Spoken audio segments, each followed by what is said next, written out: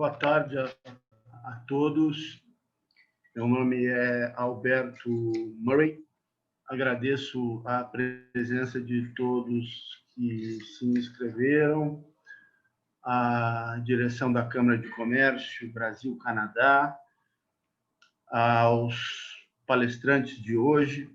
Eu sou coordenador da Comissão de Assuntos Jurídicos e vice-presidente adjunto jurídico da Câmara. A Câmara de Comércio existe desde 1973 e é uma organização independente, sem fins lucrativos e mantida pelo setor privado. A Câmara busca promover a integração e o desenvolvimento de oportunidades entre os mercados brasileiro e canadense nos seus mais diversos ramos de negócio, cuidando também de iniciativas e projetos sociais, culturais, educacionais e da discussão sobre a diversidade e inclusão em suas mais diferentes formas. A Câmara está em São Paulo e em Montreal, no Canadá. Aproxima pessoas, empresas, instituições públicas e privadas de vários ramos de atuação nos dois países. Os serviços e produtos da CCBC são personalizados, modernos, inovadores, proporcionando visibilidade e networking ao associado no Brasil e no Canadá. A Câmara de Comércio Brasil-Canadá estabeleceu uma comissão de assuntos jurídicos, que é esta aqui, com a finalidade de promover a troca de informações sobre ambas as legislações e promover a discussão de temas nacionais e internacionais e assim possibilitar a seus associados o nível de informação necessário para a tomada de decisões em negócios.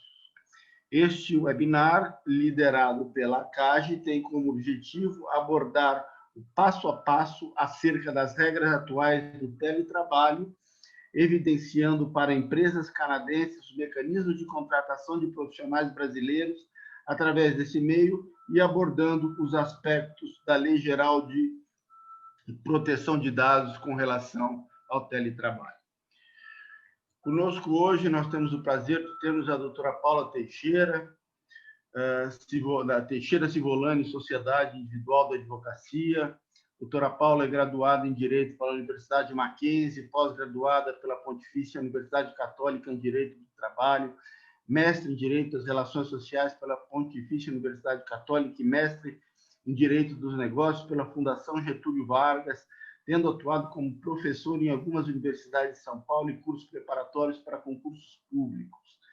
Desenvolveu atividades em grupos de shopping centers, centros logísticos e empresas de tecnologia, liderando equipes para a realização das atividades, atendendo empresas no Brasil e no exterior. Atualmente, por meio da Teixeira Civolani Advocacia, presta serviços jurídicos vinculados ao Departamento de Recursos Humanos das empresas e implantação de compliance trabalhista, bem como acompanhamento das ações judiciais administrativas e negociações sindicais.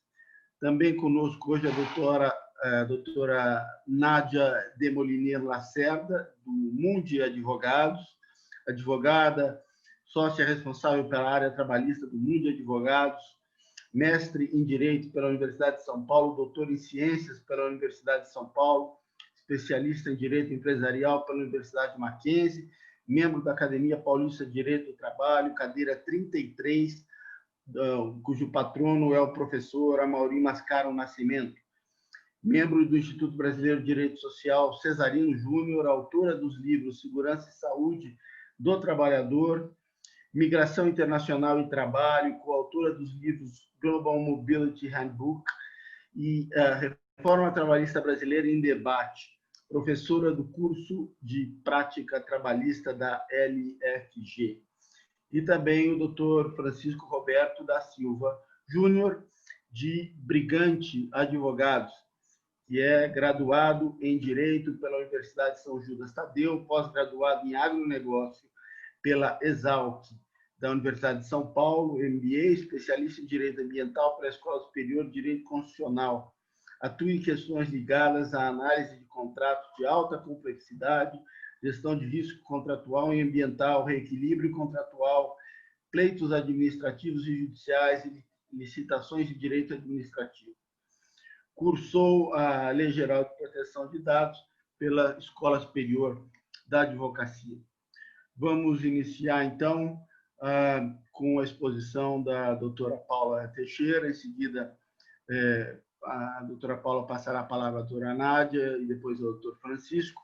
E, em seguida, nós passamos para as perguntas, para os debates. Fiquem à vontade para enviarem as suas perguntas pelo chat. Por favor.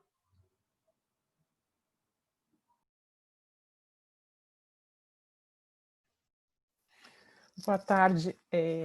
Na verdade, é a doutora Nádia quem começa. A gente fez um ajuste nesse sentido, até porque ela vai falar de uma forma mais ampla, né, Nádia?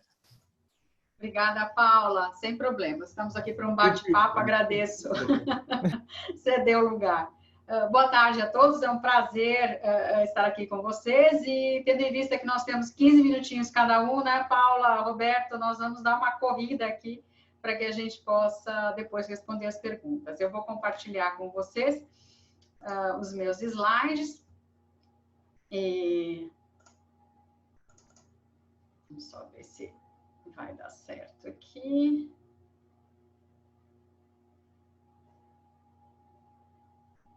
Certo. Muito bem. Tá todo mundo vendo, acredito, né? Bom, então, nesses 15 minutinhos, neste bate-papo, a gente, Paula, Roberto e eu, dividimos da seguinte maneira. Eu vou dar uma rápida passada aqui pelo conceito de teletrabalho e principais questões que envolvem o teletrabalho de uma maneira geral, como o controle do tempo, custos, benefícios e as principais novidades envolvendo o teletrabalho, que não é uma modalidade nova de prestação de serviços, muito pelo contrário, nós já convivemos com ela há muito tempo, tanto que temos, enfim, instrumentos internacionais regulando a matéria, mas agora, obviamente, com a pandemia pelo Covid-19, a gente tem uma série de questionamentos e possíveis conflitos que surgirão deste tema. Vamos lá? Muito bem. Para começar, o conceito de teletrabalho, ele é muito recente no Brasil. Eu falo conceito formal, não é? A partir da reforma trabalhista de 2017, nós tivemos uma alteração, uma inserção da linha B no artigo 75 da CLT, além da linha C, mas a linha B preponderantemente coloca o conceito de teletrabalho, né? O conceito de teletrabalho definido pela CLT desde 2017 é aquele exercido preponderantemente fora das instalações físicas da contratante, com o uso de tecnologia da informação e de comunicação. Essa definição ela é muito importante, depois nas perguntas a gente vai desenvolver com mais detalhes, mas ela é muito importante para diferenciar o teletrabalho daquela forma de trabalho não controlada, não sob os olhos diretos do patrão, vamos dizer assim, nas instalações físicas, que é o trabalho externo. Para diferenciá-lo também das políticas de flexibilização de trabalho, que perpassam, por exemplo, pela realização de 1 ou 2 dias de home office, né, trabalho em casa, e para diferenciá-lo também do próprio conceito de trabalho em domicílio, ou seja, aquele que é efetivamente desenvolvido com ou sem ferramentas de tecnologia, mas preponderantemente sem o uso de tecnologias, a partir da residência do trabalhador. A gente pode citar como exemplo dessa última modalidade os trabalhos por tarefas, como, por exemplo, a costura de calçados, mas não só estes operacionais, mas também os intelectuais. Bem, seguindo aqui adiante, nós vamos falar um pouquinho, então, sobre o controle do tempo, ou seja, a jornada de trabalho. A partir, então, da reforma trabalhista, o artigo 62 ganha mais um inciso, o inciso 3º, que diz basicamente que se exclui da aplicação das regras do controle do tempo, ou seja, da jornada de trabalho, os empregados que estão sob o regime de teletrabalho, ok? Mas isso não é suficiente, depois a Paula também vai abordar alguns detalhes, mas isso não é suficiente para tornar um teletrabalhador inelegível ao pagamento das horas extras. Porque nós sabemos muito bem que, principalmente em razão das próprias ferramentas de informática, de comunicação, é sim possível controlar o tempo que uma pessoa demanda para exercício das suas atividades, não é? Então, uma das questões muito interessantes e que certamente vão resultar em conflitos trabalhistas é: controlo ou não controlo o tempo? Se eu, empresa, decido por não controlar o tempo, mas o meu empregado comprova que ele excedeu o limite de jornada diária e semanal, que no Brasil é de 8 horas e 44 no máximo, podendo ser reduzida por acordo com a convenção coletiva, como é que ficam as responsabilidades da empresa em relação ao pagamento de horas extras, não é?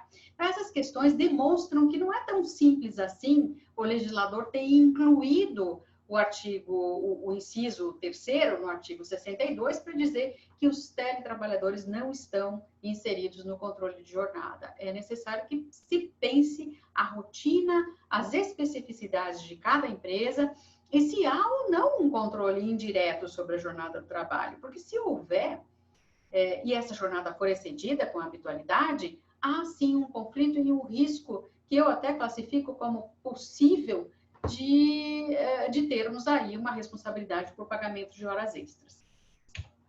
Bem, além do tempo, né, da jornada de trabalho, a gente também tem os custos. Afinal de contas, levar uma casa para qualquer lugar, trabalhar de qualquer lugar, não é algo que possa ser tido como mais barato, não é? Tem um custo de aquisição de próprio mobiliário, não é? A gente está trabalhando em home office e eu ouço muito questões envolvendo professores, funcionários públicos, mas também empregados da iniciativa privada, demonstrando que, por exemplo, não tem um local adequado para prestar esse serviço com a devida concentração. Então, é necessário, às vezes, adquirir até um local, um pequeno home office que tenha uma privacidade, mas também tem os equipamentos, não é? Muitas pessoas não têm um computador atualizado, um laptop atualizado que permita desenvolver as atividades com a mesma qualidade que desenvolvia em casa. E tem também os video calls, nem todo mundo tem uma câmera, tudo isso tem custos, não é?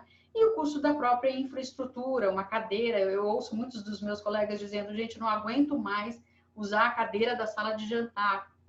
E depois de 3 horas, os meus ombros não aguentam. E, de fato, a infraestrutura é essencialmente necessário para questões, inclusive, envolvendo saúde e segurança do trabalhador, não é? Problemas de lesão por esforços repetitivos têm sido uma constante nos teletrabalhadores, não é? E também tem o reembolso das despesas em geral. A gente tem, por exemplo, vamos pensar no Rio de Janeiro. Imagina passar o verão trabalhando em teletrabalho a partir da sua residência. É ar-condicionado ligado direto, ninguém aguenta. Então, não é só o custo da luz, o custo da banda larga, o custo de internet, mas são custos que você não teria trabalhando nas instalações da empresa. Evidentemente, tem também as vantagens, o fato de que no deslocamento você não perde tempo no trânsito, não tem o custo, né, de ir ao trabalho, voltar, enfim. Existem, claro, prós e contras que precisam ser sopesados e, de acordo com o inciso D do artigo 75, aliás, que é muito interessante, toda essa questão de como é que fica a responsabilidade pelos custos atraídos aí pelo teletrabalhador ficou limitado ao que negociarem as partes.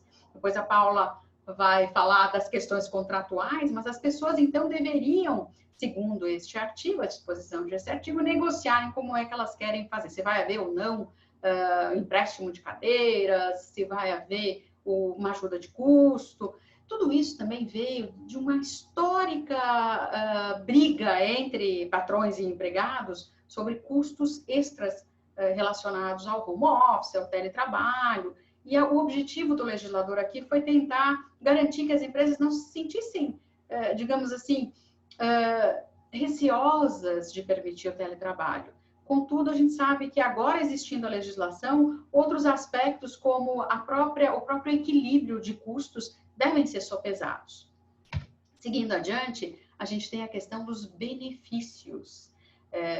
Paula e eu havíamos discutido que essa questão dos benefícios ela tem sido alvo de muitas questões por parte dos nossos clientes, empresários nacionais, enfim, e elas envolvem, por exemplo, Vale transporte. A gente sabe que o vale transporte é um benefício legal, ou seja, a empresa não pode deixar de pagar vale transporte. Agora, veja, o vale transporte tem o seu objetivo exclusivamente ligado ao transporte de casa para o trabalho e do trabalho para casa. Se não houver esse transporte, a empresa está desobrigada de garantir o vale transporte? Eu entendo que sim. Eu, a Paula e vários dos juízes trabalhistas que já se manifestaram nas mídias sociais também entendem que perde a razão de ser obrigar a empresa a pagar o vale transporte quando esse custo não será incorrido no teletrabalho. Agora, por exemplo, diferente é com o vale-refeição.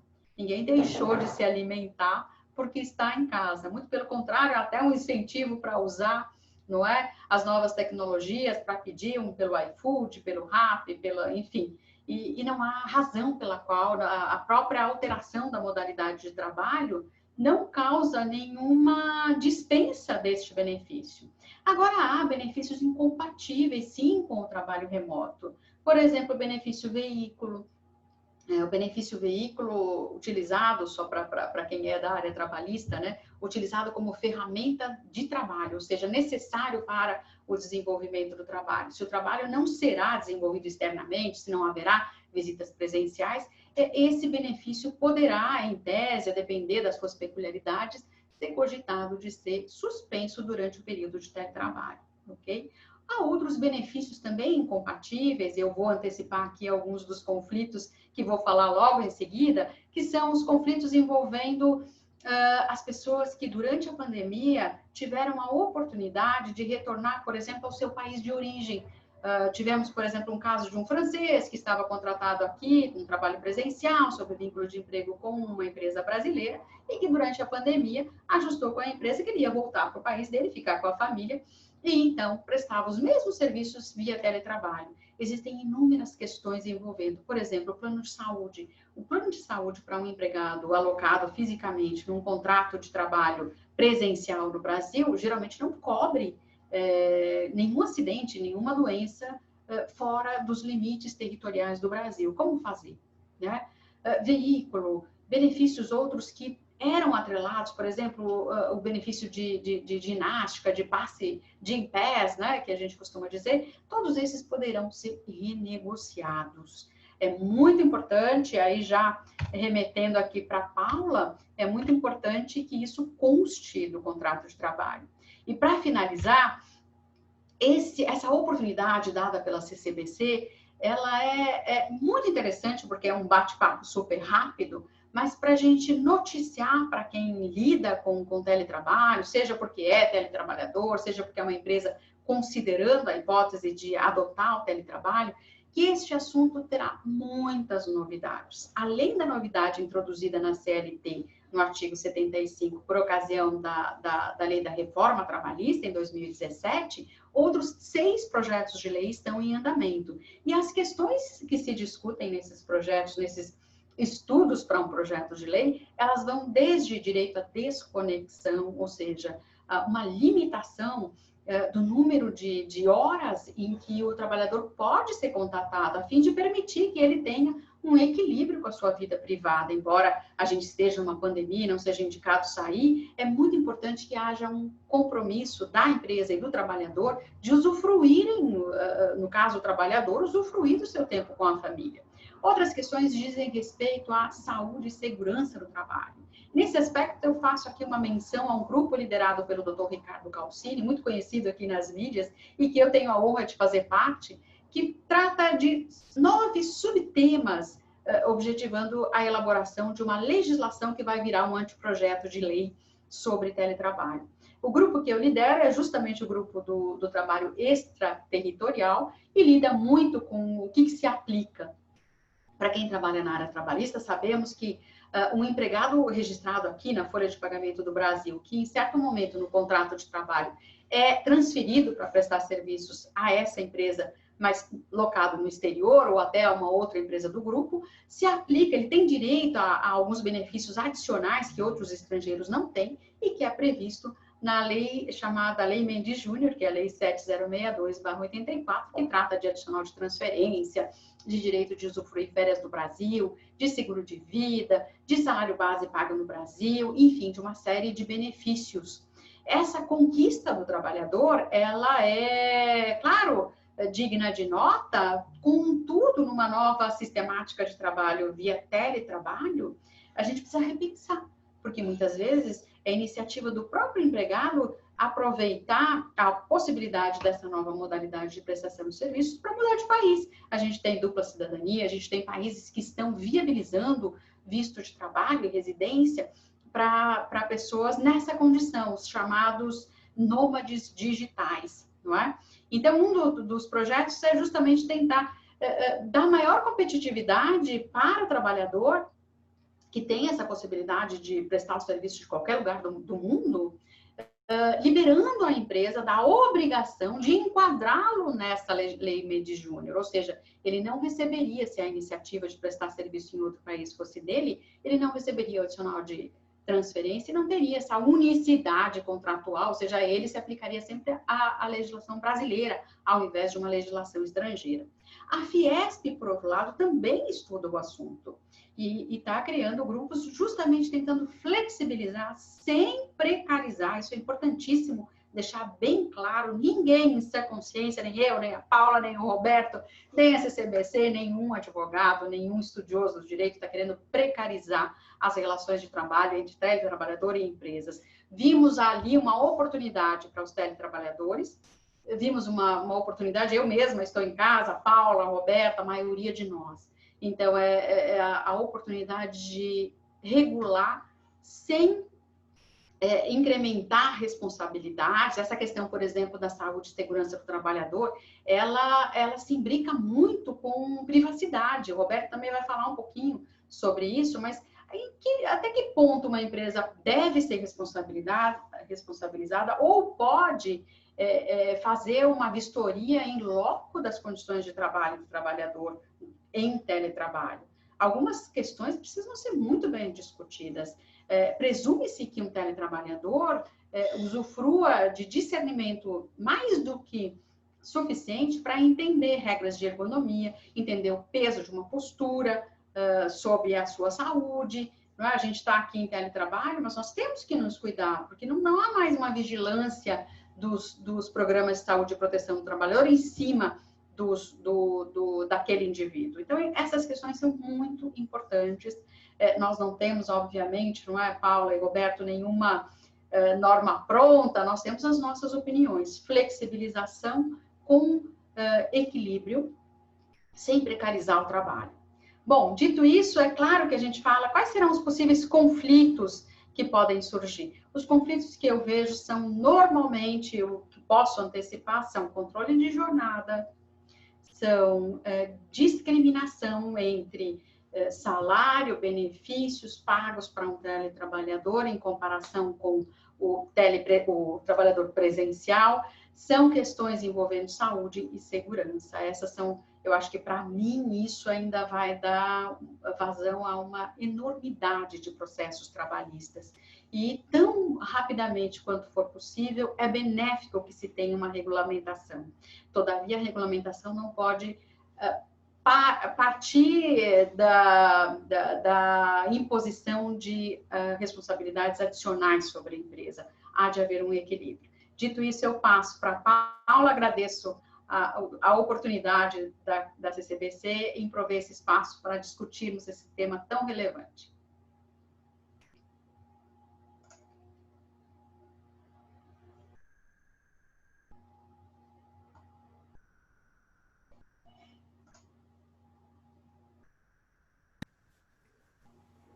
Olá, boa tarde a todos. Nádia, excelente, que bacana aí a sua exposição, os pontos que você abordou.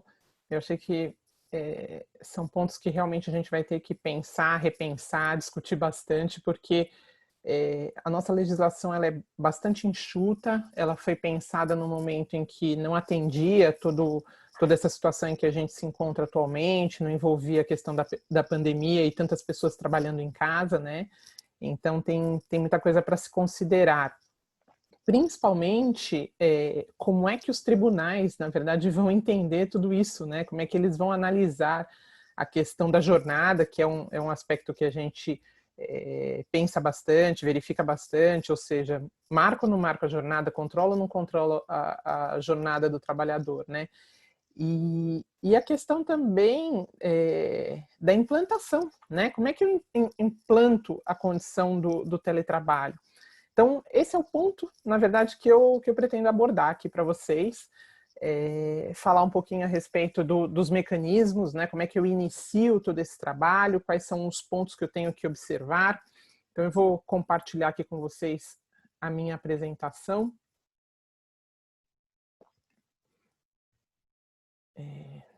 Deixa eu ir lá para o início. E o que nós vamos ter que pensar? Bom, quando a gente pensa na questão do teletrabalho, a legislação diz o que para a gente num primeiro momento, né? Ela entende que é importante que eu faça um acordo por escrito. Ou seja, se o empregado iniciar o teletrabalho, eu tenho que fazer constar isso no contrato de trabalho dele logo de cara, a partir do momento em que ele inicia a prestação de serviços. E se ele tiver um contrato já em andamento, eu tenho que pensar na questão de um aditivo contratual. E o aditivo contratual vai dizer, na verdade, o quê? Quais os limites desse teletrabalho, ou seja, quais são os pontos importantes que nós temos que ajustar e fazer constar do instrumento. Mas, antes de a gente abordar o instrumento propriamente dito, é importante separar um pouquinho a figura do empregado que vai negociar os termos do aditivo contratual. Porque eu tenho que pensar em duas situações. Eu tenho aquele empregado que é considerado hipossuficiente, ou seja, é aquele sujeito que vai precisar da proteção legal porque o empregador se encontra num patamar superior ao dele em termos de condições de negociação, né? Exatamente nesses termos que a gente precisa considerar. E eu tenho aquele empregado que é considerado hipersuficiente. Isso significa o quê? Que ele tem condições de negociar o contrato de trabalho dele até pela posição que ele assume na empresa. Então, quando eu falo do hipersuficiente, eu estou falando daquele empregado que já tem curso superior e que tem um salário superior a 2 vezes o teto da Previdência Social. Então, é o sujeito que ganha atualmente, né, acima de R$ 12.202. Então, esse sujeito, ele tem condições de negociar, se a gente considerar um pouquinho a questão da LGPD, né, que é o ponto aí que o Francisco vai abordar para a gente com bastante condições e vai nos mostrar certos pontos que nem eu nem a Nádia temos condições de falar, mas esse sujeito pode ser o DPO, né, que é o responsável pelos dados, é o sujeito que vai assumir uma série de responsabilidades na empresa, e se ele vai assumir essas responsabilidades, ele tem condição de falar, olha, no meu contrato eu quero constar isso, eu preciso de tal benefício, ou então, olha, o equipamento que eu vou fazer constar aqui é esse. Ele tem essa condição de negociação, né? Ele tem condição de estabelecer as atividades que vão ser desenvolvidas. Então, a situação dele é diferente do hipossuficiente, que é aquele sujeito que depende daquilo que a empresa vai estabelecer, e a empresa tem a obrigação de observar a lei e o conteúdo da lei para firmar o aditivo contratual ou o contrato de trabalho com esse indivíduo. Então, esses são os 2 pontos que a gente vai ter que observar na hora de implementar o aditivo contratual ou mesmo o próprio contrato de trabalho. Bom, o que aconteceu, né? A gente sabe, nós viemos, na verdade, de uma situação onde a lei já existia, porque paulatinamente vinham sendo aplicados diversos mecanismos de teletrabalho, quando chegou um momento de transição e, por conta das medidas de confinamento, a necessidade da implantação imediata dessa condição, porque muitas empresas assumiram essa condição do teletrabalho. E aí, como é que eu faço? Como é que eu implanto o aditivo? Bom, a primeira coisa que eu tenho que pensar é que eu tenho alguns mecanismos, na verdade, para essa implantação.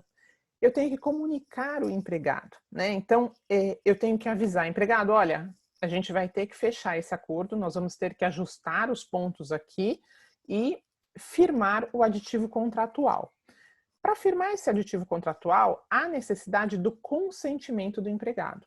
Então, ele tem que estar de acordo em firmar o instrumento e trabalhar de forma telepresencial.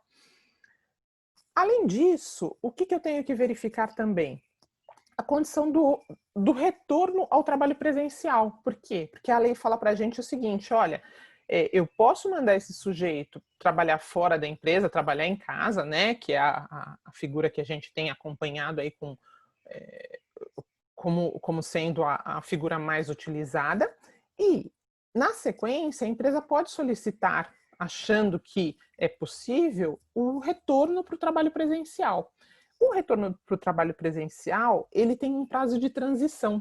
Então, cabe ao empregador comunicar a intenção do retorno e dar 15 dias para que essa transição se efetive, né? Então, isso é uma condição prevista na legislação.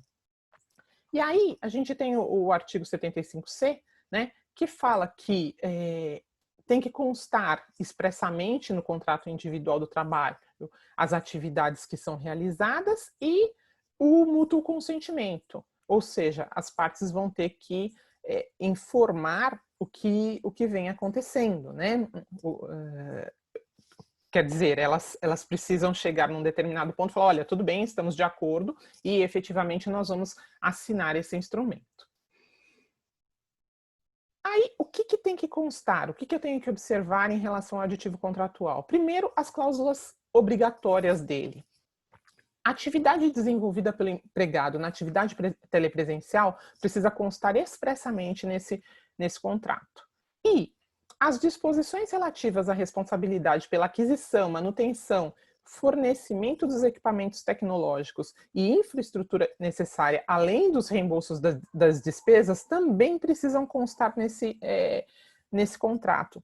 E a gente tem que tomar um certo cuidado com essa situação, porque são cláusulas obrigatórias, só que eu tenho que observar o seguinte: quando eu falar daquele trabalhador que é hipersuficiente, ele vai negociar condições, inclusive diversas, em relação à questão da manutenção, fornecimento dos equipamentos tecnológicos, porque ele tem condição disso. Mas quando eu considero o empregado hipossuficiente, o legislador disse para constar isso no contrato.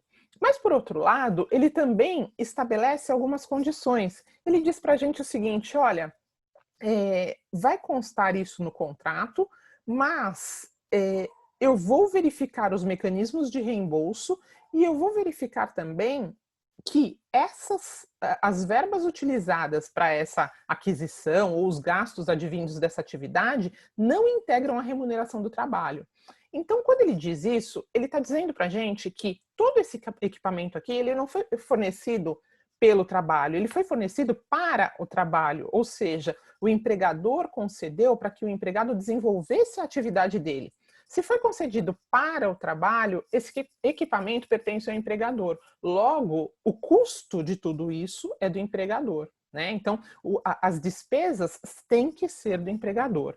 O caminho aqui é fazer constar do contrato qual o mecanismo que a empresa vai se utilizar para fazer o reembolso de despesas ou estabelecer o critério em relação ao equipamento tecnológico. Quando eu tenho, por exemplo, um dano causado no equipamento, como é que faz para consertar, ou se uma manutenção que tem que ser feita, isso deve constar no aditivo contratual.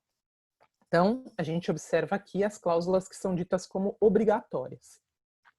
E depois, eu tenho algumas cláusulas que estamos sugerindo, né? Então, em conversa aí com a Nádia, com o Francisco, em algumas discussões que nós vimos, é importante que a gente estabeleça algumas cláusulas no contrato. Primeira coisa nós estamos falando de teletrabalho e estamos considerando a LGPD em vigor, né? Estabelecendo critérios. E qual é o caminho para isso? Bom, primeiro que o empregado desenvolvendo atividade em teletrabalho, ele tem que manter o sigilo das informações. Isso é extremamente importante, né? É uma condição para a própria empresa. E depois, eu tenho que observar o quê? como é que eu faço o armazenamento das informações? Quais os procedimentos de segurança que devem ser utilizados, né? Lógico, o Francisco vai falar disso muito melhor do que eu, mas eu tenho que abordar aqui alguns pontos em relação ao contrato. Eu tenho que verificar que os empregados, eles estão, na verdade, tendo acesso a diversas informações de dados, né, que podem ser dados, inclusive, sensíveis, e, em razão dessas informações, a empresa tem que criar mecanismos, criar condições para que isso não seja divulgado e para que o empregado saiba que ele tem que zelar melhor por isso. Então, muitas vezes, o empregado se utilizou de um equipamento particular dele, salvou algum dado nesse equipamento particular, então cabe à empresa criar mecanismos para falar, olha, vamos tirar isso, você tem que excluir essas informações. Então a gente coloca aqui que a eliminação de eventuais dados salvos em dispositivo particular tem que constar do contrato, né, do aditivo contratual, e os procedimentos de exclusão sob pena de responsabilização. A ideia da responsabilização é fazer com que o empregado tenha noção do risco para ele em razão de eventual divulgação ou mesmo em razão de se perder com a informação, né? Ele deixou a informação lá, alguém tomou alguma providência com aquela informação sem que ele soubesse, o risco para a empresa é muito grande, então a gente não pode deixar que isso aconteça. Então o empregado tem que ser lembrado constantemente de que essa situação pode acontecer e que ele está sujeito a eventual punição em razão disso. Então eu posso fazer uma previsão, né, por meio de cláusulas no aditivo contratual, de punição em caso de perda de informação ou em caso de desvio de informação de dados, esse tipo de coisa. Então, é importante que essas informações ou esses cuidados constem do aditivo contratual. Um outro ponto que a gente tem que observar aqui é que a empresa, ela deve, na verdade, conscientizar o empregado de vários fatos. Ela tem que criar, até para poder se resguardar, até porque ela está numa situação, em regra nova, políticas internas. E essas políticas internas, elas funcionam quando o empregado está engajado na situação, quando ele acaba participando, inclusive, do desenvolvimento delas. Isso é um caminho bastante forte para que as pessoas cobrem uma das outras, né, as providências que devem ser tomadas. Então, o empregado, quando participa, por exemplo, da elaboração de um manual interno de conduta, ele lembra claramente das regras que ele tem que adotar em razão disso. Ele participa efetivamente da empresa. E também é muito importante que haja treinamento, né? O treinamento, ele faz com que o empregado tenha em mente uma série de providências que ele tem que adotar. Por exemplo, a construção civil. A construção civil tem dentro do mecanismo dela o chamado DDS, né? O Diálogo Diário de Segurança. E isso significa o quê? Que eu vou evitar acidente do trabalho com isso. É muito comum, a gente sabe que as grandes construtoras adotam isso, as pequenas construtoras adotam isso e criam mecanismos realmente que atendem à questão de segurança. Então, quando eu estabeleço treinamentos e treinamentos adequados e relembro, crio treinamento para que o empregado participe, eu tenho em mãos instrumentos de gestão que vão, na verdade, garantir as condições da segurança da informação.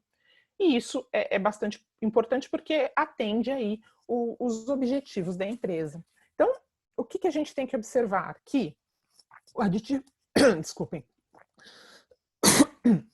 o aditivo contratual, ele é muito importante, ele vai atender aquilo que a lei determina, mas as políticas internas, elas colocam o empregado em contato com as regras que devem ser cumpridas, né?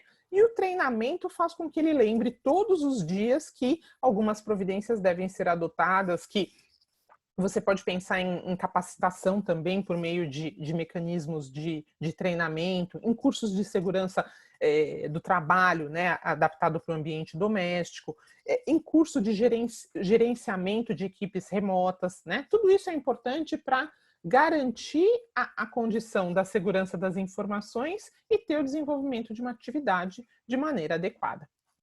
Então, com isso, né, a gente fecha aí a questão do teletrabalho e os aspectos contratuais que são importantes para garantir um bom funcionamento aí da relação de emprego dentro dessas condições.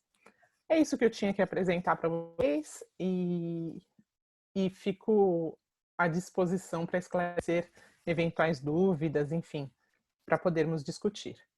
Obrigada. Eu passo a palavra agora para o Francisco, né, para esclarecer os aspectos relativos à LGPD.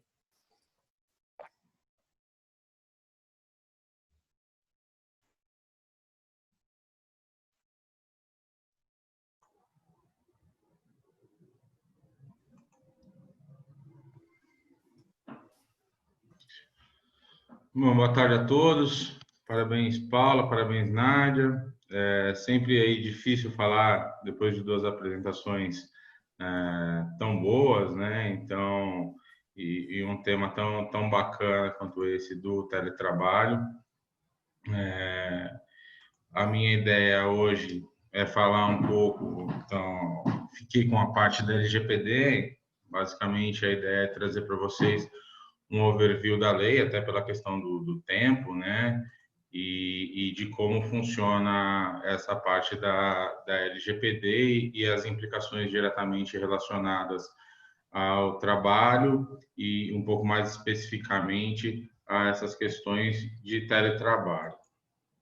Então, a primeira coisa que a gente pensa é por que falar em proteção e privacidade de dados, né? A proteção e privacidade de dados, a gente já pode começar pelo Canadá. O Canadá ele possui uma lei específica sobre isso, uma lei federal conhecida como Personal Information Protection and Electronic Documents Act, PIPEDA. É uma legislação que ela tem uma regulação de âmbito nacional sobre a proteção dos dados pessoais, e ela é excetuada pelas províncias de Alberta, de British Columbia e Quebec, porque possuem legislações próprias.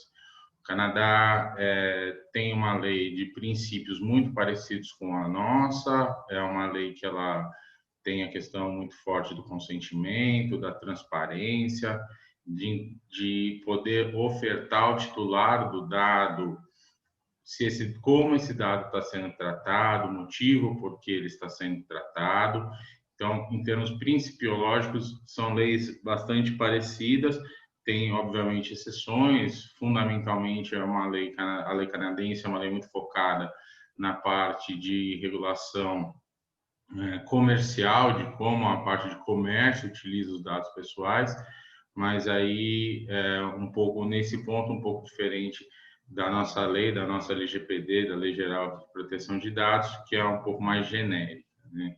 Uma outra legislação extremamente importante, internacional, é a GDPR, que é a legislação europeia, da qual o Brasil usou por base as grandes linhas para formar a LGPD, a nossa lei aqui nacional. Obviamente que também tem suas exceções, aí sim um pouco menos do que quando a gente faz o comparativo entre as três legislações, a canadense, a europeia e a brasileira, mas sim com algumas adaptações, algumas exceções, mas numa conotação um pouco menor. A nossa lei é uma lei publicada em agosto de 2018, ela teve 2 anos aí que a gente chama de vacatio legis, é o prazo que a gente precisa para as empresas e para as pessoas se adequarem. Quando veio o Covid, a gente teve uma medida provisória que suspendeu, mas logo depois essa medida provisória não foi convertida em lei, então em 27 de agosto de 2020 a gente teve o início da vigência da legislação. Aqui é importante dizer que a lei nacional ela obriga a criação de uma Agência Nacional de Proteção de Dados, que a gente conhece como ANPD. A ANPD está em formação, em escolha de cadeiras, e vai ser essa agência nacional que vai dar as regulamentações mais finas, mais de maiores detalhes, e trazer isso para nós. São coisas que a gente ainda tem muito o que discutir com relação à LGPD. Então, o que de pronto é importante entender, e é isso que eu quero que a gente plasme bem, é que sim, a LGPD é uma lei que protege dados pessoais. Ela olha para a pessoa física, para a pessoa natural. Ela não está preocupada com o CNPJ, com os dados da empresa em si, mas sim, ela está preocupada com os dados pessoais, né? E ela se aplica, e aí, diferente um pouco da lei canadense, ela se aplica a qualquer operação de tratamento de dados, seja ele feito pela pessoa natural ou seja feito por uma pessoa jurídica, de direito público, de direito privado, independente da forma e do país da sua sede. E outra coisa importante também, a gente fala muito LGPD, a gente sempre pensa o computador, o meio digital, mas não é só isso. Também os dados pessoais e os dados pessoais sensíveis que estiverem nos contratos, em papel, em meio físico, eles devem ser obrigatoriamente também protegidos por lei. Isso é muito importante e sim, eu tenho feito várias implementações de LGPD. Muitas vezes a gente tem mais dificuldade com os papéis em si, com o meio físico, do que com as questões digitais. Então, é importante vocês terem isso muito claro, de forma muito clara em mente. Ela é uma lei de aspecto muito amplo, ela vai se aplicar a todas as relações de trabalho, as relações de consumo, as relações entre usuários e serviços de internet, as relações B2B, especialmente aí B2C, que são extremamente amplo. E a lei ainda determina, isso é uma questão que a NPD deve regular, a escolha de um DPO, né, do Data Protection Officer, que é o encarregado de dados, né? A lei nacional chama de encarregado de dados a pessoa responsável ali por toda essa questão, inclusive pelas comunicações, se houver um acidente de dados, ele que tem que ficar responsável por fazer essa análise, comunicar a NPD e etc. A gente ainda não sabe em que grau, se para todas as empresas, por exemplo, aqui como eu falei, os tratamentos também devem ser feitos pela pessoa natural, como isso vai funcionar, mas vamos aguardar a legislação que vier. Como é uma legislação de aspecto bem amplo, o que eu procurei aqui trazer da lei é o que não se aplica. Quando a gente tiver muito claro que os casos que não se aplicam, a todo o resto vai se aplicar a parte de LGPD. Então, o que a lei determina que são os casos que não há aplicação da LGPD? Então, são os dados pessoais sensíveis tratados por pessoa natural para fins exclusivamente particulares e não econômicos. O que isso quer dizer? As fotos, a minha agenda de telefone, que tenha lá o nome, o telefone, e-mail e endereço, desde que para uso não econômico. Então, a minha agenda de telefone particular, que tem o telefone dos familiares, dos amigos, dos meus contatos não profissionais, que de uso não econômico, eu não preciso dar um tratamento para ela. Mas a minha agenda de uso profissional, essa sim, tem dados que eu uso para fins econômicos, então eu sou obrigado a tratar. Outras questões, que isso aqui também a gente tem que ter atenção, se não se aplicam para os casos exclusivamente jornalísticos. E aqui vai vir uma discussão muito grande, o que é jornalístico e o que não é jornalístico. Então, se houver uma notícia que é uma fofoca, por exemplo, que não tem um fim jornalístico, ele deve ser tratado e ele não vai ter essa exclusão da lei, né? Fins acadêmicos, da mesma forma, se eu fizer um estudo e usar dados pessoais para esse estudo, eu não preciso aí aplicar a LGPD. O quarto ponto que a lei determina são os fins de segurança. segurança pública, defesa nacional, segurança do Estado. Então, todas essas questões de segurança elas vão ter uma legislação própria e elas não podem, não vão ter aplicação da LGPD. Isso é importante para quando a gente fala de ente público. Então, empresa de segurança privada tem que seguir a LGPD para uso dessas informações. E os dados provenientes de fora do território nacional. Aqui é muito importante a gente ter ter isso claro na cabeça, porque esses dados, quando, principalmente falando aí Brasil-Canadá, se eu tenho dados de fora para cá, pela LGPD eu não precisaria tratar, mas eu tenho que tratar pela lei canadense. Então, quando se faz uma implementação de proteção de dados, a gente tem que, inclusive, olhar essa parte. Se eu tenho dados que trafegam do Brasil para fora ou vêm para cá, eu tenho que me adequar. Se for, por exemplo, Espanha, tenho que me adequar à GDPR.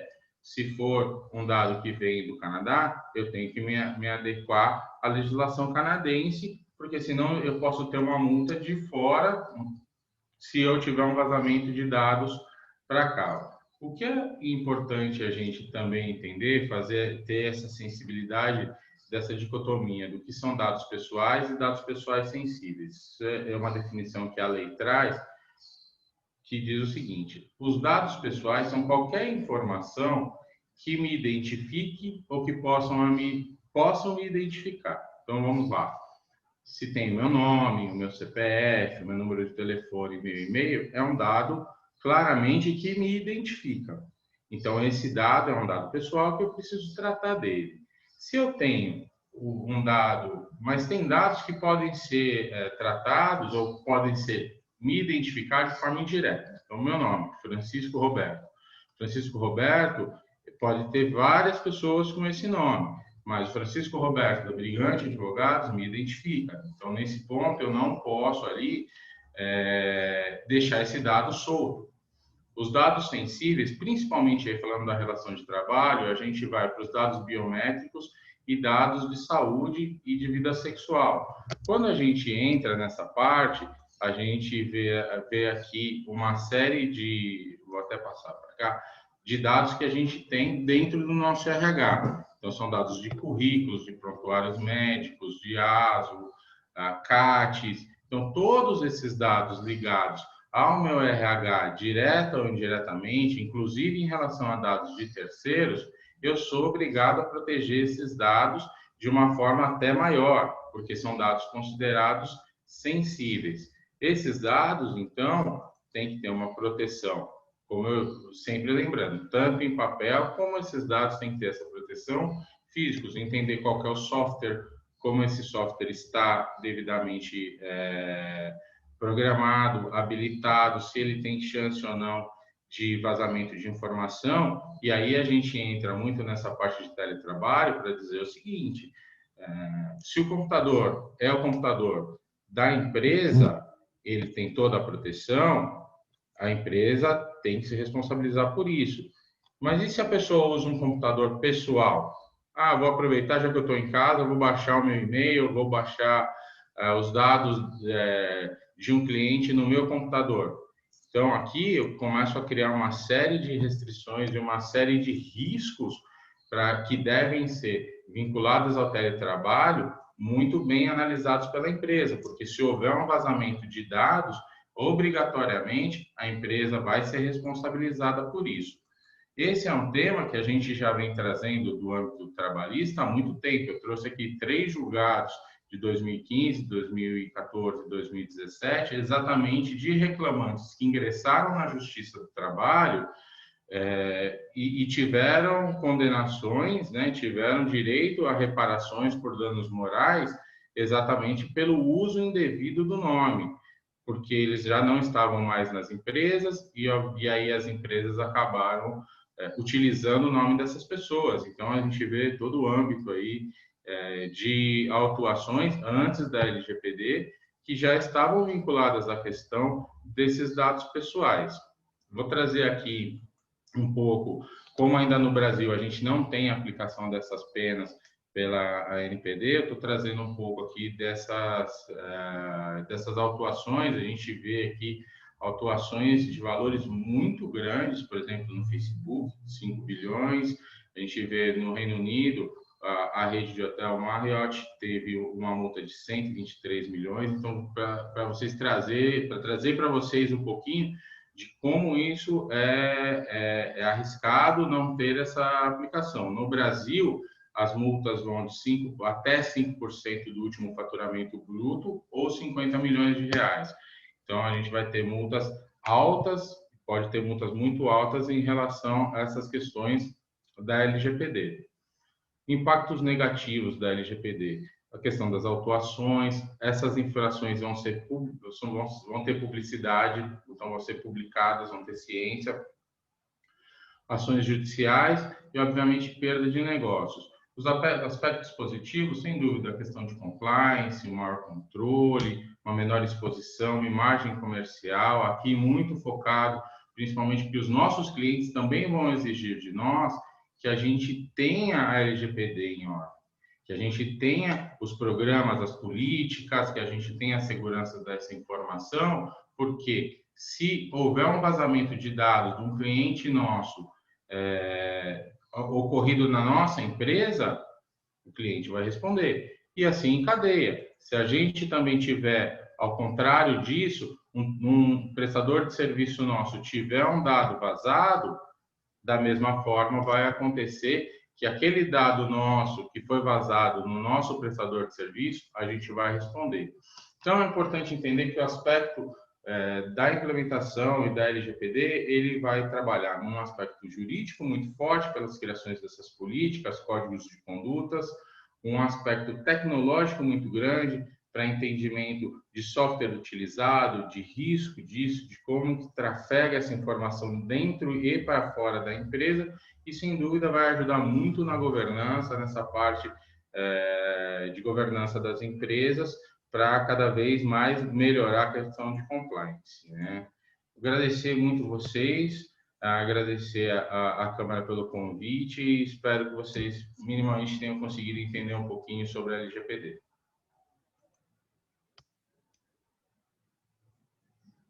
Vou passar a palavra para o Dr. Alberto agora.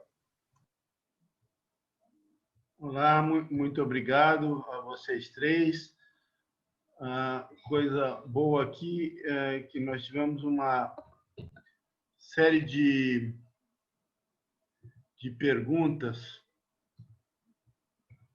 que eu estou aqui vendo no chat.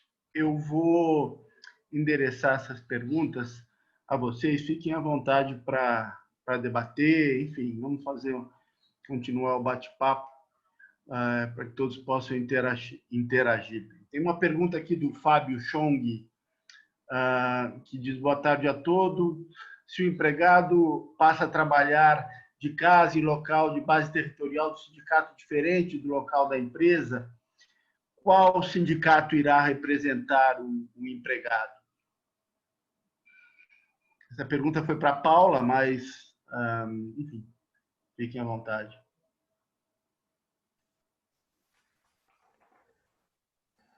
Bom, boa tarde.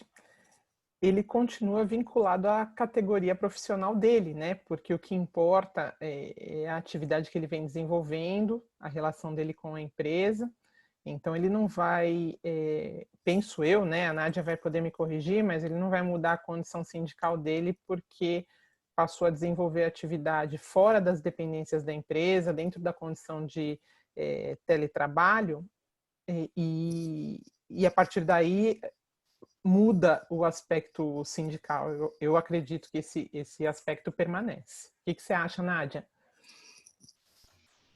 Paula, com relação à regra geral, eu concordo com você. O simples fato de sair do regime presencial para o teletrabalho, em tese, não mudaria o enquadramento sindical.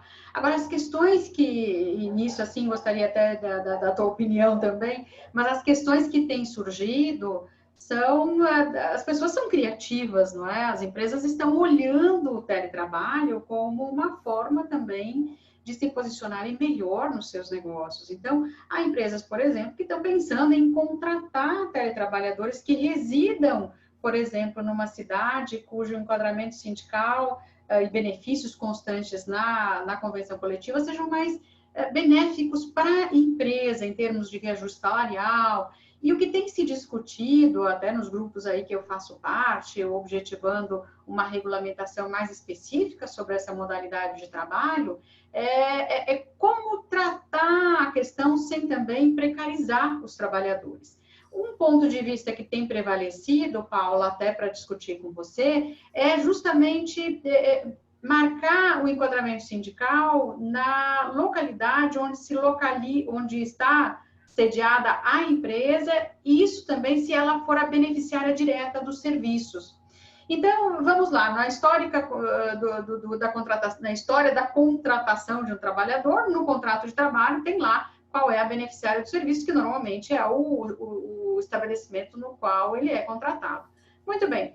A rigor, ali que se definiu, não é? Com base, claro, na atividade preponderante da empresa, se definiu o enquadramento sindical. Agora, se ele reside numa outra cidade, mas continua prestando serviços para essa contratante original, nada muda, e eu concordo com você. Agora, se a questão é uma mudança, por exemplo, a criação de um outro CNPJ, que só vai contratar trabalhadores mediante teletrabalho, e que vai tratar eles diferentes de outro que, por exemplo, estejam alocados em São Paulo, e aqueles, por exemplo, do interior do Rio Grande do Sul serão tratados diferentemente, você tem, sim, margem para um conflito judicial.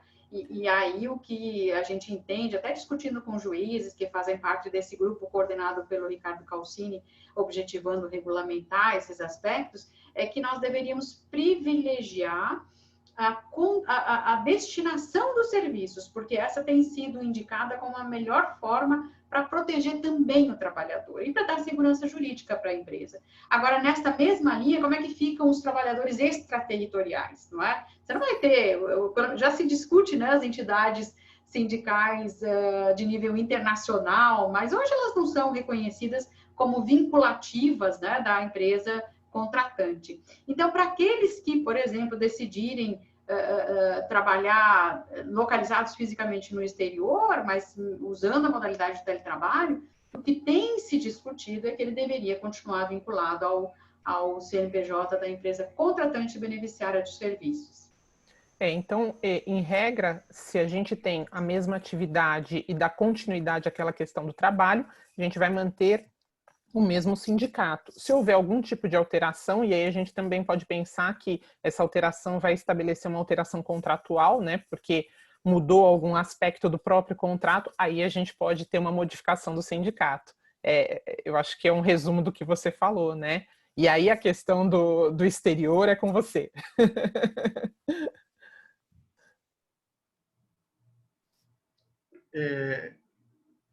Francisco, tem inclusive uma pergunta mais embaixo, realmente que aborda a questão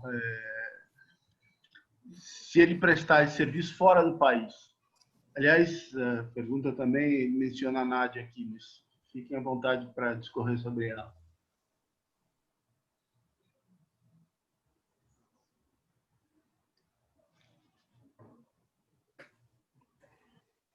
Bom, em relação ao LGPD, a gente vai ter uma questão exatamente de esses dados vão ter que ser protegidos. Se os dados saírem do Brasil e forem utilizados fora, eles têm que fazer essa proteção. E da mesma forma, ao contrário, quando você comunica, você traz dados pessoais de um outro país, do Canadá para o Brasil, você tem que respeitar a legislação canadense. Senão, aqui no Brasil, você pode sofrer uma atuação de lá, né? E, ao contrário, serve também. Se eu tenho dados, se eu transfiro uma série de dados do Brasil para fora do país, esses dados são daqui, esses dados têm que ser protegidos, sim, né? Então, é um ponto de muita atenção e até de dificuldade, principalmente quando você faz uma implementação de LGPD, que você tenha, por exemplo, uma empresa que atua em diversos países, tem que ter toda essa sinergia de legislação, né? De novo, né, eu sempre falo, os princípios são muito parecidos, quando você estuda as legislações internacionais, a grande parte são princípios iguais, mas você tem que se ater a esses detalhes para que isso você não esqueça de algo e venha aí a causar um problema se houver um vazamento de dados. Muito bem. Uma outra pergunta que tem aqui da...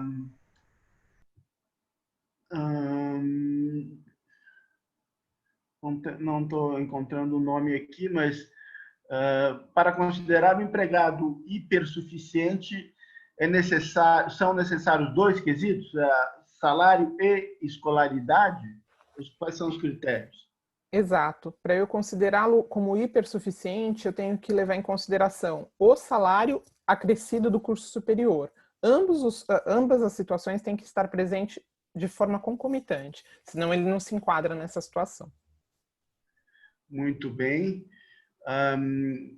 Que bom que uma série de perguntas, interação aqui da plateia. O teletrabalho não mudou o trabalho do funcionário. Ele já tinha dever de sigilo e confidencialidade antes da pandemia. Por que a eventual utilização de equipamentos próprios poderia liberá-lo da responsabilidade de manter o sigilo? Francisco, acho que é com você essa. A grande questão é como o uso de um computador pessoal, qual tipo de segurança esse computador tem. Então, a empresa tem que estar muito atenta nesse sentido. Por quê? Porque ele pode se ele tiver um computador da empresa e esse computador é analisado pelo TI da empresa e tem toda a segurança de firewall, tem a segurança de e-mail, tem a segurança dos programas baixados, entra muito nessa questão do teletrabalho, o que na máquina ou até no próprio celular corporativo a pessoa pode ou não baixar, se o meu TI pode ir olhar quais são os programas que essa pessoa tem feito download, qual site que eles têm visitado. Quando ele faz isso num computador pessoal, ele cria um risco muito maior, porque eu não tenho qualquer controle com relação por exemplo, ele baixou lá no Outlook todos os e-mails da empresa no computador dele pessoal. Qual que é o nível de segurança que eu tenho desse computador? Que site que ele entra? Que tipo de programa ele acessa? O que ele baixa? Então, eu vou dar um exemplo aqui do que aconteceu de 2 multas que tiveram no Brasil com relação à Apple e ao Google. Muitos de vocês vão lembrar, não sei, tomara que não baixaram, mas se baixaram, o que aconteceu? Tinha um programa de envelhecimento de face que tinha tanto no Apple quanto da Google. E esse programa você aceitava lá algumas condições e fazia, obviamente, o envelhecimento da face, só que todos os seus dados iam para fora do país.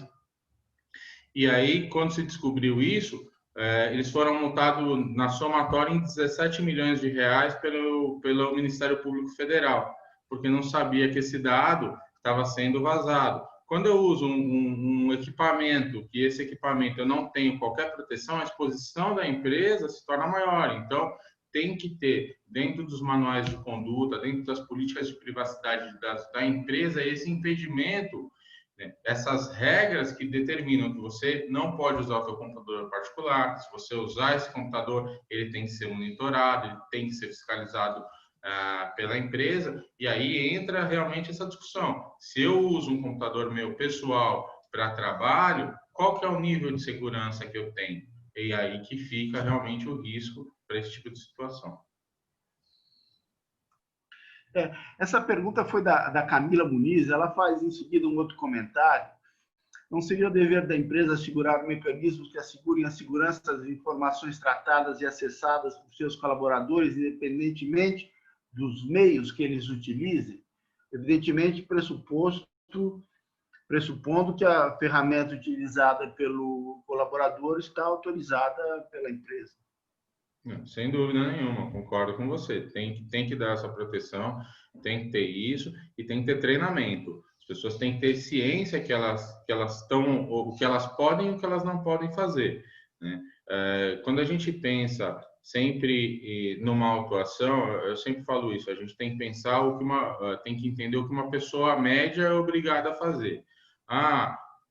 Bom, a gente vê um monte de vazamento, questão de eleição, STJ, então assim, eu tenho que me proteger mais do que o FBI, eu tenho que proteger dentro de uma média, né? Agora, eu não consigo ser 100% protegido, porque uma pessoa não treinada, mas pior, uma pessoa de má fé pode ir lá e pegar dados pessoais sensíveis e fazer com que isso haja um vazamento. Mas quando você olha, principalmente aí, dizendo um pouco da experiência que a gente tem com a GDPR, a gente vê que eles levam muito em consideração o que a empresa fez, o que ela fez de proteção de dados, como ela treinou as pessoas, se essas pessoas estão certificadas, como que é o nível de segurança das pessoas, exatamente para mensurar, para balizar essa quantidade de autuação no caso do vazamento de um dado pessoal sensível.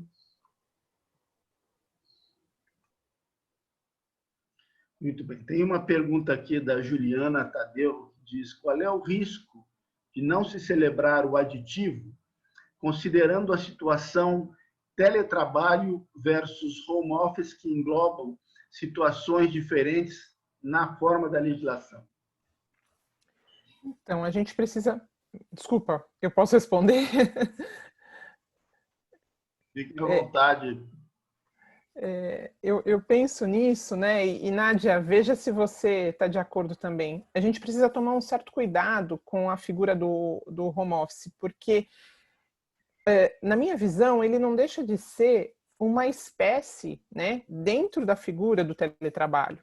E se ele é uma espécie dentro da figura, o home office acaba sendo uma espécie um tanto quanto híbrida, porque quando eu digo que eu desenvolvo atividade por meio de home office, eu estou fazendo o quê? Eu trabalho um período na empresa, um período em casa. Então, eu não direcionei o meu trabalho exclusivamente para casa.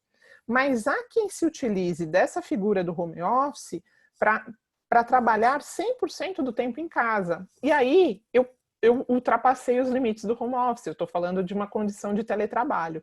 Então, é importante, principalmente porque o direito do trabalho ele é muito forte com a questão da primazia da realidade, é importante eu verificar qual é o mecanismo que eu realmente estou me utilizando. Se esse home office escapar para a questão do teletrabalho, eu obrigatoriamente preciso ter o aditivo contratual. Agora, se esse home office for uma condição híbrida, e eu vou eventualmente desenvolvendo atividade através desse mecanismo, então eu não vejo assim uma exigência da lei nesse sentido. Nádia, você está de acordo? Você tem alguma ponderação? O que você acha? Eu estou de acordo, sim. O conceito de teletrabalho é marcado por uma certa subjetividade, porque ele fala, o artigo 75B da CLT, o define como aquele preponderantemente realizado com o uso da tecnologia de informática e comunicação.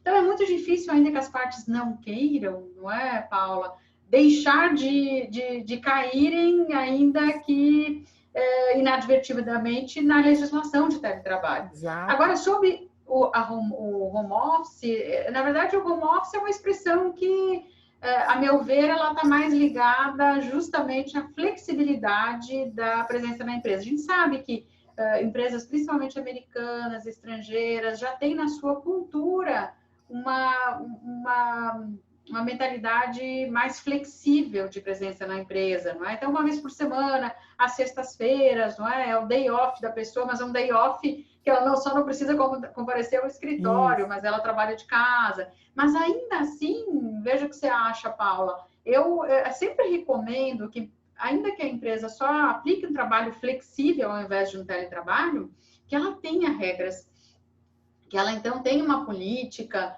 definindo a maior parte das questões que você sugeriu mesmo, Paula, que fossem incluídas num contrato ou num aditivo contratual, e que houvesse, inclusive, um termo de adesão a essas políticas. O Francisco Roberto, eu chamei de Roberto, você chamou de Francisco, vamos chamar de Francisco Roberto. Destacou muito a necessidade de ter treinamento, não é? Sobre controle de dados, etc.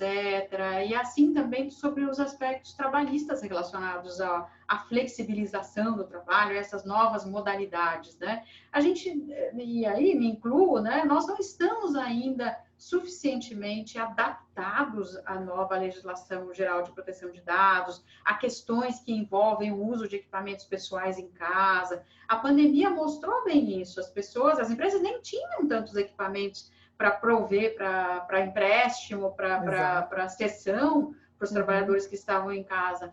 E isso denota, sim, a necessidade constante de treinamento, seja sobre a Lei Geral de Proteção de Dados, seja sobre sigilo, seja sobre o uso de imagem, não é? Muitas vezes a gente está com uma facilidade grande de gravar, não é? Então, todas essas questões são novas, vão acarretar conflitos e a gente precisa, a meu ver, Paula, como você falou, além do aditivo, se nós não estivermos na presença da figura do teletrabalho, que pelo menos tenhamos uma política escrita, que os empregados sejam treinados e que eles adiram formalmente. Exato, concordo com você também.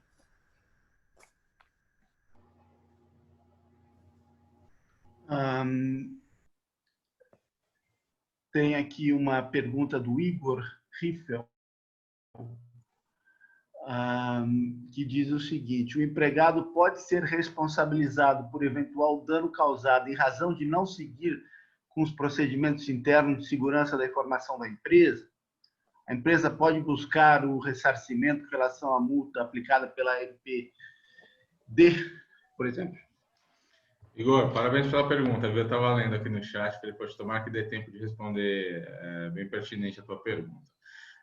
Sem dúvida, quando você monta um código de conduta nesse sentido com relação a vazamento de informação de dados, você pode ir de advertência até uma justa causa, né? Então, é por isso que é tão importante você ter bons documentos e bons treinamentos, né? Eu sou muito chato em relação a isso, sou muito insistente em relação a isso, porque, sim, se você tiver um código de conduta dizendo que, seja aí um código de compliance, ou seja um código focado somente em LGPD, dizendo que se o funcionário, eventualmente, não cumprir uma regra ou descumprir uma regra, e essa regra tiver uma balização de dano, de gravidade, de má-fé, que chegue até um ponto mais extremo, sim, ele pode ser inclusive demitido por justa causa, na minha visão, tá?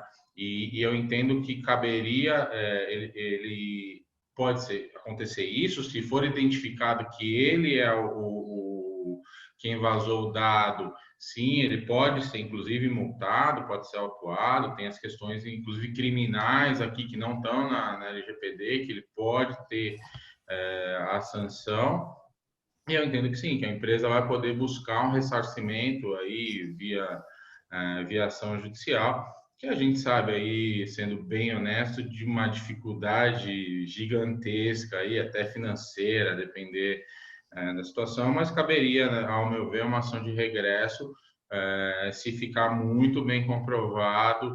E aí a questão da prova é muito importante, a questão, de novo, de você ter isso muito claro, que não pode fazer, a questão do treinamento. Parabéns pela pergunta, Igor. E eu tenho duas observações a fazer nessa situação também. Havendo dolo do empregado, eu não preciso nem de previsão contratual, né, para criar a punição ou ir atrás do ressarcimento. E dentro da questão da LGPD, dependendo do dano que foi causado, né, eu preciso observar, inclusive, uma eventual responsabilidade do DPO, né? O DPO acaba tendo responsabilidade se houver algum dado que tenha sido vazado, algum prejuízo nesse sentido. E aí vale pensar na questão do seguro também, né? A existência aqui do seguro que a empresa pode fazer para o DPO em razão da responsabilidade para ela própria, né, para ressarcir eventuais prejuízos, também deve ser levado em consideração. É um ponto ótimo, porque no contrato desse DPO fica a dica, né? Sem dúvida, não dá para fazer um contrato sem seguro. É uma má ideia.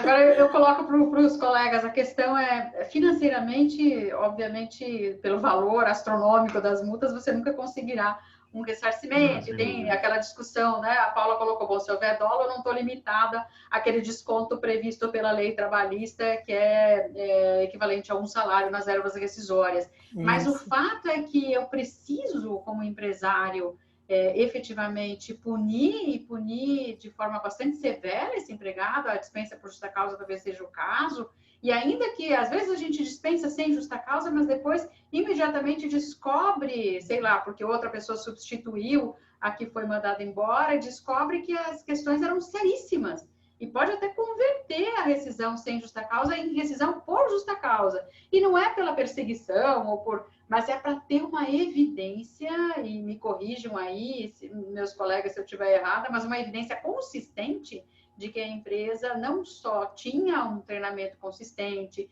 tinha regras, como também nunca deixou de zelar pelo cumprimento dessas regras, né? Exatamente, Nádia. Eu acho que esse é o grande ponto, né?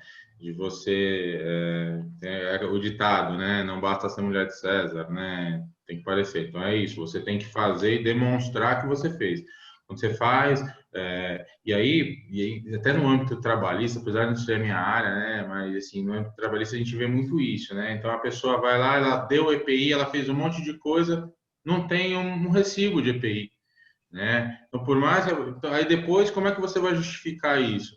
Da mesma forma que o treinamento. Tem que ter treinamento, tem que ter certificação, tem que ir lá tirar foto e demonstrar que você fez efetivamente aquilo, que a pessoa estava ciente, assinar os códigos de conduta. Isso são coisas que não vai resolver, não, mas, por exemplo, com relação à dosimetria dessa pena, principalmente para uma autoridade nacional, isso vai ser levado em consideração, sem dúvida. Inclusive a fiscalização de tudo isso, né? Eu concedo e fiscalizo, eu estabeleço as regras e fiscalizo a aplicabilidade delas, né? Isso é super importante que o empregador adote essas medidas também, né?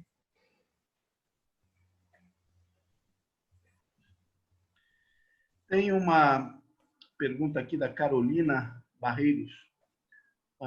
Qual a conduta quando o empregado alega que está trabalhando de um local, geralmente o endereço que é informado à empresa, e posteriormente a empresa identifica que o empregado está em outro estado ou país? A empresa poderia advertir o empregado? Interessante. Oi, Carolina, tudo bem? Veja só, a questão ele estava em regime de teletrabalho? Se estava, Paula depois complementa, havia previsibilidade de um local específico no qual ele devesse prestar os serviços, porque o teletrabalho, na verdade, ele não deve ser confundido, não é, com o trabalho em domicílio. O teletrabalho ele se configura simplesmente pela prestação preponderantemente fora do estabelecimento da empresa dos serviços e com o uso de tecnologia. Então, partindo dessa premissa, via de regra, ele poderia prestar esse serviço de qualquer localidade, inclusive do exterior. Agora, é claro, talvez a sua pergunta, Carol, seja em relação à questão envolvendo ali, puxa, quando alguém está fora do país, primeiro, como é que fica questões de trabalho lícito, né? Será que ele está lá com visto de turismo? Como é que fica a questão de proteção à saúde? Como é que fica, não é, Francisco Roberto, a questão de proteção de dados? Ele levou o computador, ele está num hotel, não é? Então, tem todas essas questões que é difícil responder de bate-pronto, se ele poderia ser advertido ou não, mas eu digo, se não houvesse uma autorização da empresa, inclusive para que ele deixasse o país, como é que é resolvido o teletrabalho, se foi por conta da pandemia, ele deveria ficar em casa.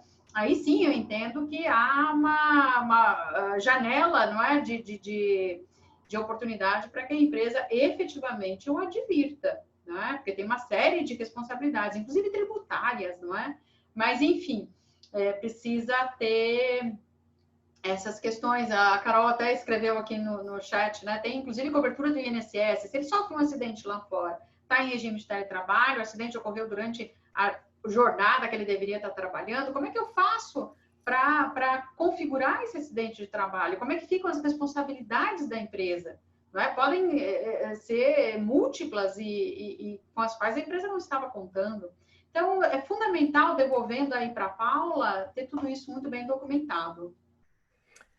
Eu penso que talvez uma previsão contratual do limite territorial resolveria a questão. Aí eu estabeleço o limite territorial, mas não preciso que obrigatoriamente esse empregado esteja na casa dele ou no endereço que ele forneceu como residência, né? Ele vai poder prestar os serviços de qualquer lugar. Então, assim, só um complemento a tudo que a Nádia esclareceu aí, mas eu acho que é isso.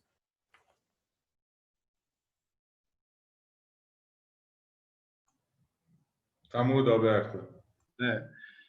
Desculpe, nós temos ainda 5 minutos. Vou fazer uma pergunta para você, Francisco. As autuações podem ser feitas somente pela Agência Nacional de Proteção de Dados ou não? Não, a Agência Nacional de Proteção de Dados vai ter algumas questões principalmente limitadas a essa questão de fiscalização, do valor dos 50 milhões, mas hoje, para vocês saberem, por exemplo, o Ministério Público de Brasília, do Distrito Federal, já tem algumas ações vigentes relativas à LGPD, que solicitando punição de empresas que tiveram ocorrência de vazamento de dados. Por isso que eu comecei dizendo, olha, a lei já está em vigor, já precisa estar com ela implementada e quem não tiver tem que realmente correr atrás disso. Por quê? Porque a lei está em vigor. O que não está vigorando são as autuações referentes à Agência Nacional de Proteção de Dados. Agora, se você tiver um vazamento de dados e isso, o Ministério Público, por exemplo, vai poder sim utilizar da Lei Geral de Proteção de Dados para entrar com ações, para fazer autuações e obrigar que as empresas tratem os dados, excluam e tomem as atitudes que a lei determina com relação à proteção dos dados. Muito bem. Nádia, existem diferenças entre de alguma maneira, acho que você abordou isso, mas entre o teletrabalho e o home office, o trabalho em domicílio, e quais são as normas aplicadas, caso positivo, né, se houver diferença, as normas trabalhistas aplicadas para cada uma dessas modalidades?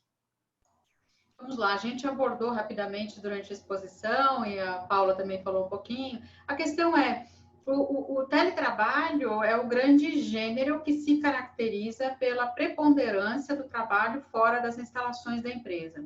Muitas outras modalidades também de trabalho também se caracterizam pela ausência do trabalho presencial. É o trabalho externo, o trabalho em domicílio.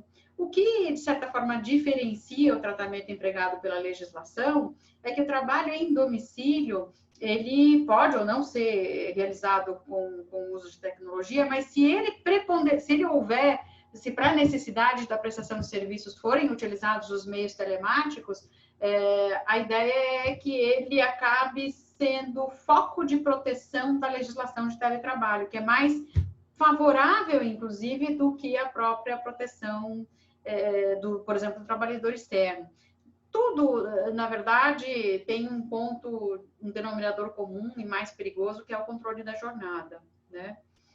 Embora no teletrabalho, o artigo 62, inciso 3º, fale que o teletrabalhador não estaria sujeito ao controle de jornada, é fato que nenhum juiz, a meu ver, veja o que você acha, Paula, vai desconsiderar se houver prova consistente de que a pessoa, para dar conta das atribuições que lhe foram confiadas, deva extrapolar a jornada de trabalho. Para mim, dificilmente não haverá o pagamento às horas extras. E isso é questão de compliance. Então, ou a empresa tem uma política muito forte, escrita no contrato, de que não haverá extrapolamento de jornada de trabalho, de que a própria pessoa se encarrega de equilibrar, não é? Mas se houver, e se comprovou-se que tem um determinado tipo de controle, ainda que indireto, o risco é da empresa. Portanto, assim, as diferenças são essas, né? O artigo 6º, por exemplo, fala que não deve haver diferença, principalmente em questão de benefícios e salários, entre um trabalhador em domicílio e um trabalhador presencial na empresa.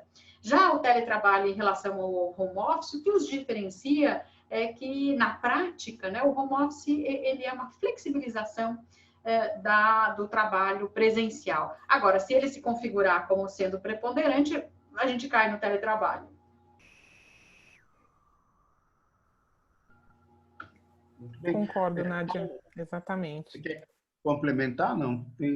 Queria te fazer uma pergunta. Se o aditivo contratual é suficiente para regular a atividade de teletrabalho ou se há necessidade de algo mais? Olha, eu penso que o aditivo contratual, ele é muito importante, mas eu não posso esquecer dos treinamentos, eu não posso deixar de lado as políticas internas. Quando eu tenho esse conjunto atuando em relação ao trabalho que é desenvolvido, eu tenho uma solução para demonstrar o teletrabalho e para me utilizar disso, né, para a questão da LGPD, como o Francisco bem abordou, se houver a necessidade aí de algumas provas em razão de eventual vazamento de dados, eu tenho regras demonstrando para o trabalhador que eu tomo providências, que eu venho zelando por esses dados, né? Então, para o teletrabalho, o aditivo contratual é importante, mas as políticas internas e o treinamento, eles complementam aí a necessidade de regulamentar essa relação de emprego.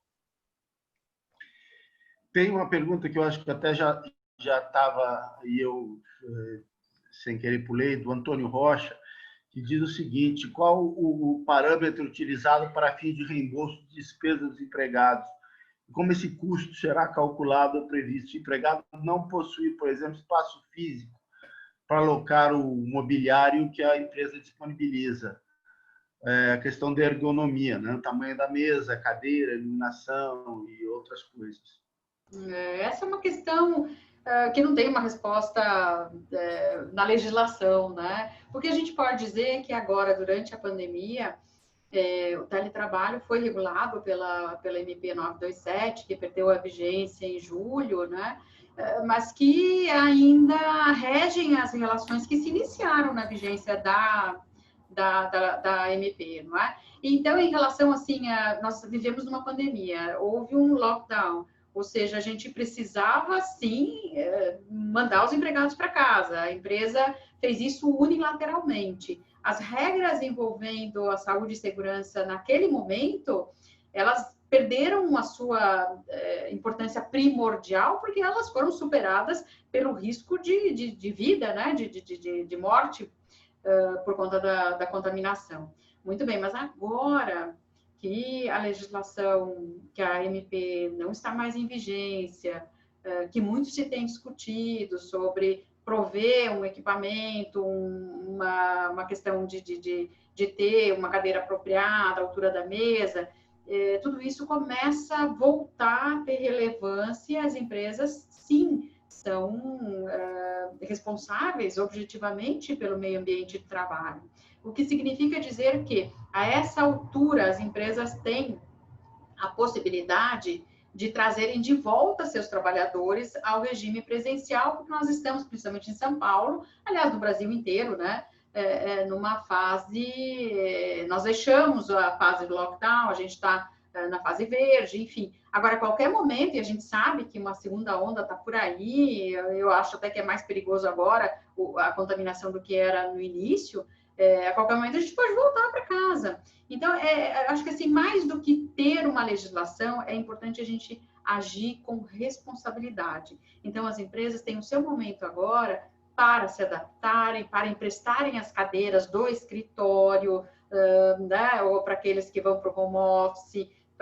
Se nós entrarmos numa segunda fase, muito provavelmente vamos tratar de suspensão de contrato de trabalho para aqueles que não possam trabalhar em regime de teletrabalho. Mas é importante, acho que assim, o que eu responderia, Paula, fique à vontade para me completar, é que agora sim as empresas têm um tempo para exercerem as medidas necessárias para prevenir as suas responsabilidades de doenças ocupacionais. É claro que vai ter outros questionamentos, como posso entrar na casa da pessoa, posso mandar lá o meu engenheiro para verificar a altura de mesa e etc. Essas questões não têm uma resposta pronta. Se nós nos basearmos em teletrabalho pré-pandemia, a gente vai encontrar exemplos. Por exemplo, companhias aéreas que utilizaram o call center em esquema trabalho a domicílio, não é?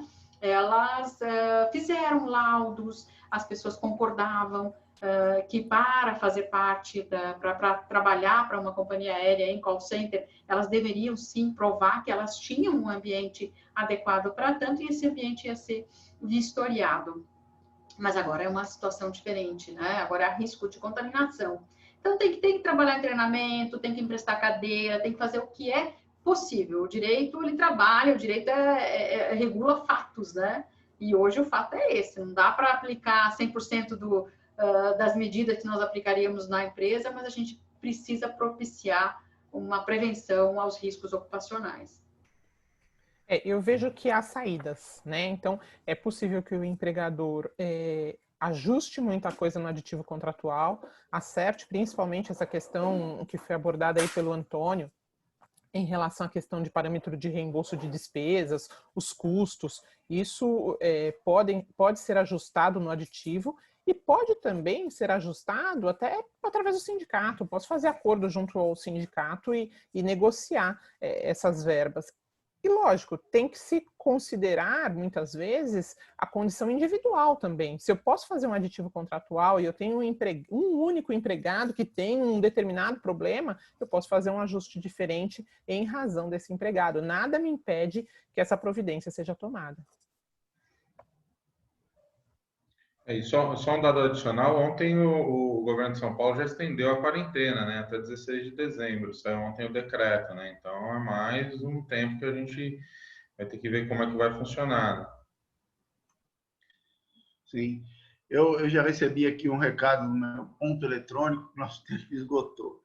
Ainda tem uma pergunta aqui, mas realmente a gente tem que encerrar. Vou pedir, Andressa, depois, se puder encaminhar para os panelistas a pergunta do Lucas Nunes, e eles podem responder por e-mail. É impressionante que sempre que nós fazemos na Câmara eventos sobre direito do trabalho, qualquer coisa que envolva lei trabalhista, tem sempre muito ibope, muita plateia. Nós fazemos podcasts também e eles são para durar em média 45 minutos, 1 hora. O da reforma trabalhista, quando 2 horas, estava no meio da discussão ainda. E nós deixamos correr e se você olhar, é o que tem mais ouvintes, né? Porque o podcast fica no site, as pessoas ouvem quando querem. Então, é impressionante. Eu acho que a gente tem que retomar isso. Vamos fazer outro início do ano. Se a gente já puder repetir, vocês já ficam convidados desde já. E eu quero agradecer a vocês, a Francisco, Paula, Nádia, pelo tempo dedicado, a toda a plateia que interagiu conosco, mais uma vez a Câmara, ao presidente Paulo Perrotti, pelo apoio que dá à nossa comissão, e vamos em frente. Fiquem atentos aos próximos eventos da Comissão de Assuntos Jurídicos. Um abraço grande, muito obrigado.